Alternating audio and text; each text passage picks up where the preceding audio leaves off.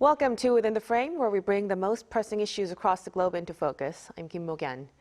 This week, communities across the United States celebrated Korean American Day, a day that marks the arrival of the first Korean immigrants to America 123 years ago and recognizes the contributions of Korean Americans who followed. What began as a small immigrant community has grown into a powerful voice across every part of American life, in government, education, culture, business, and beyond. Korean American Day is more than just a commemoration of the past. It's also a reflection of how far the community has come and how its identity and influence continue to evolve. And joining us today is someone who's been at the heart of that progress. Mark Keam, former member of the Virginia House of Delegates and president of the Korean American Institute. A big welcome, Mr. Keam. Yeah, thank you very much for having me. So let's start a discussion right away. Like I've said, on January 13th, 1903, the first group of Korean immigrants arrived in Hawaii, which at that time was a territory of the U.S. And that date is now recognized as Korean American Day. I wonder, what does this day actually mean to you personally, and what does it represent for the broader Korean American community as well? Yes, thank you for asking and for your interest in this topic. It is certainly something that is personal to me. I'll explain later. But so today, there are roughly 2 million Korean Americans in the United States. We live in all 50 states. We range in our geography, we range in our racial makeup, as well as the immigration generations, gender, religious, political views, you name it. We're a very diverse group of 2 million people. And yet, to have the government of the United States of America recognizing all of us as one collective group of people, Americans of Korean ancestry, and especially recognizing our contributions, our history, as well as what we have to potentially offer to this nation, is really a special occasion. And I'm very proud to be a Korean American, but also more proud that all of us are recognized by the government in this way. Right, indeed. It's a very special day that really speaks to both history and identity. Now, building on that history, it's been over 20 years since the Korean American Day was officially designated. So I hear that during your time as a Virginia state legislator, you played a key role in making that happen. Can you walk us through how it came together? Yes, of course. Actually, this happened in 2005. At the time, I was a staff member in the United States Senate, right before I was elected to the General Assembly of Virginia. At that time, I happened to be working for Senator Dick Durbin of Illinois, who is the current Democratic Senate Assistant Leader, meaning he's the number 2 senior member of the Senate. And if you remember, you mentioned that the first immigration happened in 1903. And so in the year 2003, at the time of the centennial, the 100th anniversary of immigration, there were a lot of activities, starting with Hawaii, where the natural place of origin of Korean immigration. And a lot of our friends and community leaders in Hawaii were working towards a national celebration, educating the community. So I was very involved in the community at the time. And so I was asked to help with a documentary for the PBS TV channel. So we put together a 2-hour documentary. It was actually called Arirang, which is a great name. And after that, we also did a traveling exhibit, and we did a number of conferences and education to teach Americans about the Korean American experience. And so on January 13th of 2003, President George W. Bush at the time issued a proclamation declaring and announcing the centennial. So following that, as a member of the House, the United States Senate staff, as well as other staffers and members of Congress, we thought it might be a really wonderful message if both the executive branch, which is the president's White House, and the legislative branch, the United States Senate and the House combined, can also do something to represent the symbolic nature of that 100th anniversary. As a result, I had the chance to help draft the language. I filed a bill in the Senate, and then we, of course, passed it unanimously with bipartisan support from both sides of the aisle. As a result, starting in 2006, January 13th, we have now officially declared January 13th of every year as Korean American Day. Wow, listening to how that process really shows the groundwork behind what we actually see today. So, Mr. Kim, continuing on that, as a Virginia legislator, you also helped establish official recognition for the Taekwondo Day, Hangul Day, and Kimchi Day as well, and also led a successful effort to include the East Sea alongside Sea of Japan in American textbooks. Do tell us what really drove your commitment to these Korea-related policies. Yes, thank you for asking. As I just mentioned, I worked in the United States Senate as well before I was elected to the State House myself. But I've spent a lot of time in my career working in and around politics and government. In fact, when I came to America as an immigrant myself, I was a teenager when I came to the United States. I was very interested in government and history, and so I studied political science in college. I also went to law school to really understand how the law and the democratic process works in the United States. And one thing you have to understand about our nation, and our Korea is a very strong democracy as well. I'm very proud to think about what's going on in the peninsula and in your government there as well. But in the United States, democracy is something that we really look up to and want to make sure we uphold in every way. And the best way to do that is for every citizen to feel that they have a right to be part of the system. That every single individual has the opportunity to not only represent themselves, but also to work within the system to make sure the laws and the policies reflect their views.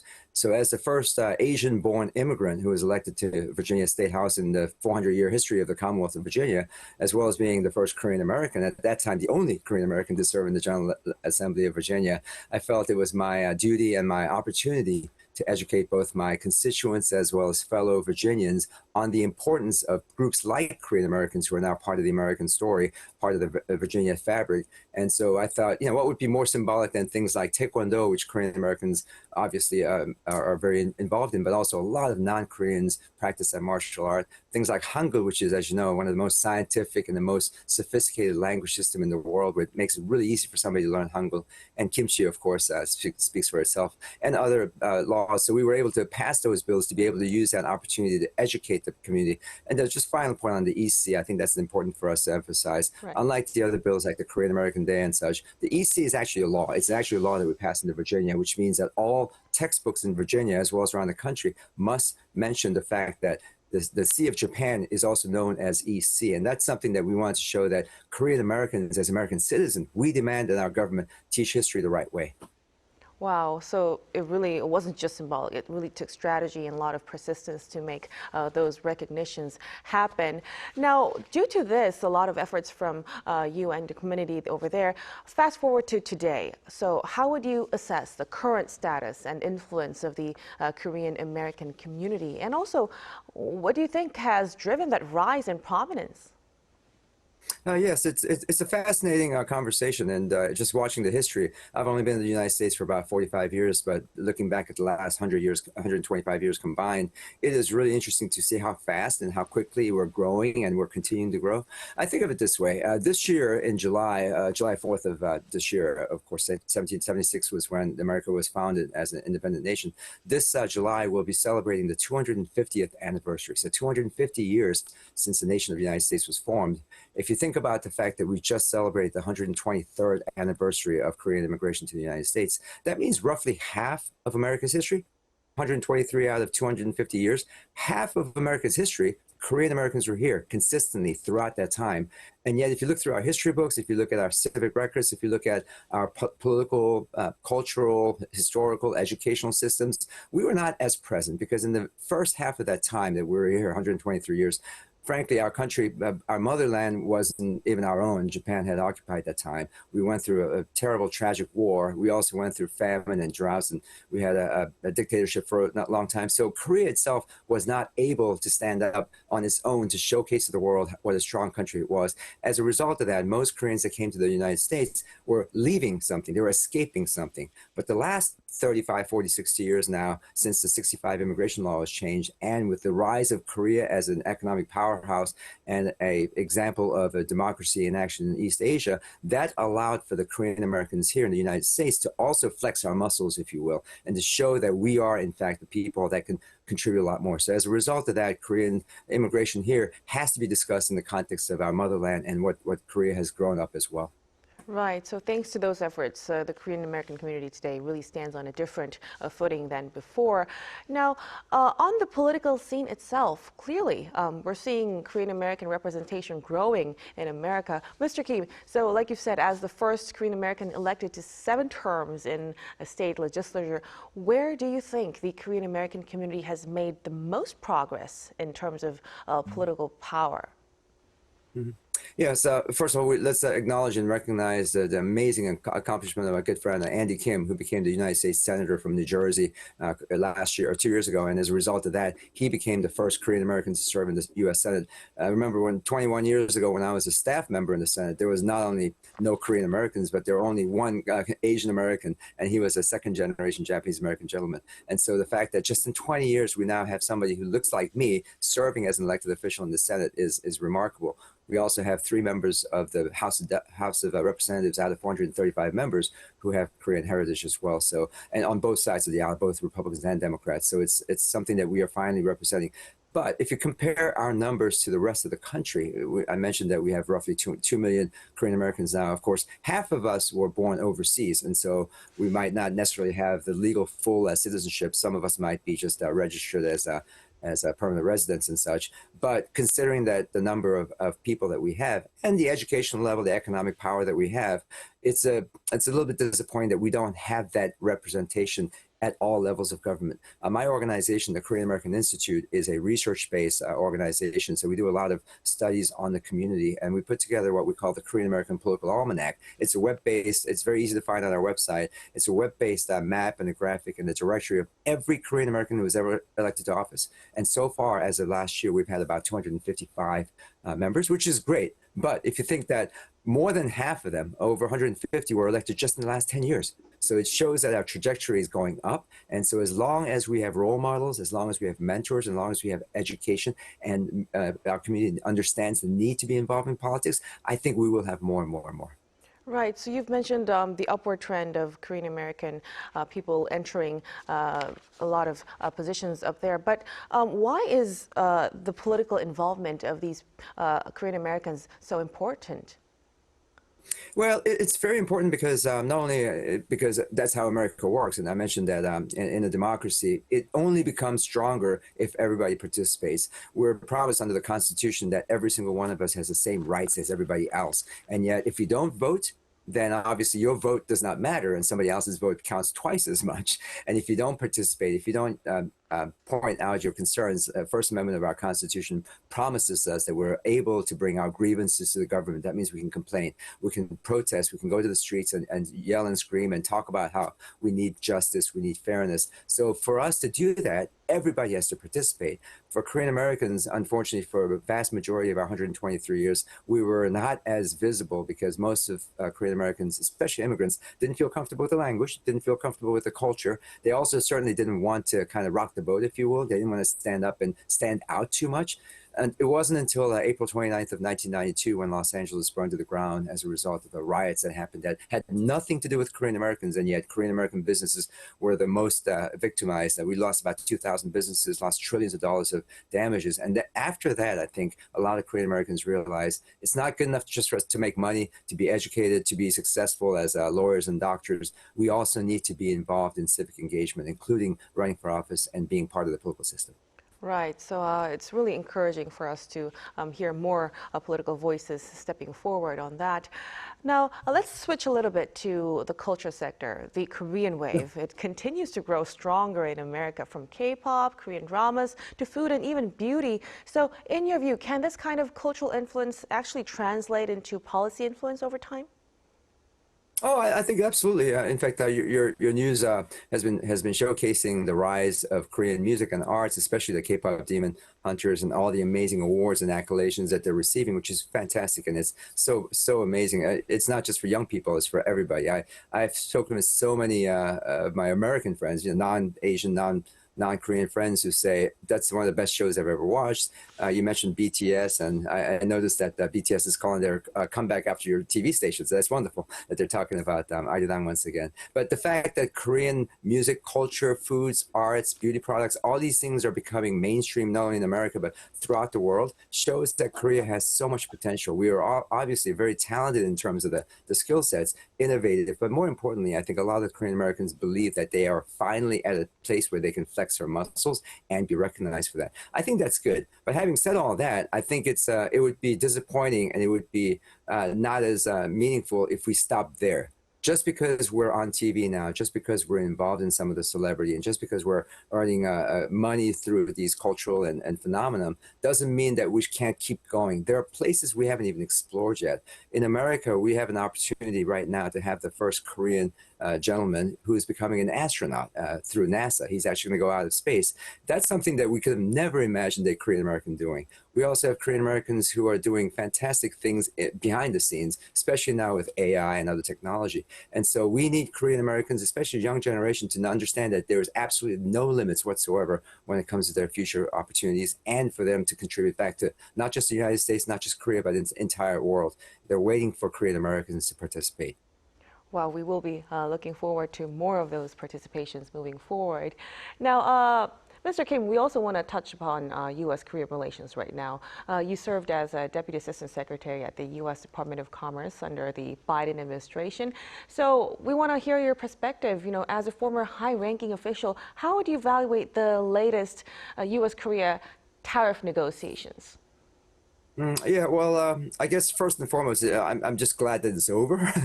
For a while, we were really concerned starting last April when President announced his tariffs, and we saw some astronomical numbers. We were just very, very concerned that this might take a major economic hit, both in the United States, of course, but also in Korea and throughout the country, throughout the world. We're glad that at least it's over, but I'm also very disappointed that, unfortunately, Korea, like most other countries, ended up with a result that was not something that Korea asked for. In fact, in 2007, when we worked on the Chorus free trade agreement. I worked on that as well in my other capacity. At that time, it was something that was very bipartisan, very supported. And so starting in 2012, as a result of us putting in place the Korea-U.S. free trade agreement, Korea became the 6th largest trading partner of the United States of America. And Korea and the U.S. has now traded over 200 billion or so roughly every year, which is an amazing partnership, adding to the strong military partnership that we have and the cultural partnerships we talked about. adding the economic partnership also makes it clear that U.S. and Korea are walking in the same partnership. Unfortunately, the president, our nation's president, saw that as a threat, because when another country does well, in his mind, he believes that means that America must be losing. In his way of thinking, unfortunately, he views the whole world as a zero-sum game. Rather than think about partnerships and global alliances, he thinks that America must come first. And when he pushes his American first agenda, which doesn't even make sense economically, it ends up in a situation where tariffs are just an arbitrary penalty. So I'm sad to see that not just Korea, but the rest of the world has to suffer as a result of some misguided thinking and judgment from our president. But I'm also very glad that ultimately the 15%, I mean, it could have been better, of course, but 15% is not as bad. The fact that Korea is willing to invest $350 billion, thank you. Thank you for doing that. That helps not only the American economy, but it also helps a lot of Korean Americans, because as you know, whenever Korea invests significantly into America, we grow a Koreatown around that. Atlanta, Georgia is an example, Dallas, Texas is an example where we have Korean American communities and businesses that thrive on Korean communities as a result of Korean direct investment. So we'd like to encourage you to keep doing that and keep making the U.S.-Korea economic relationships just as strong as it has been.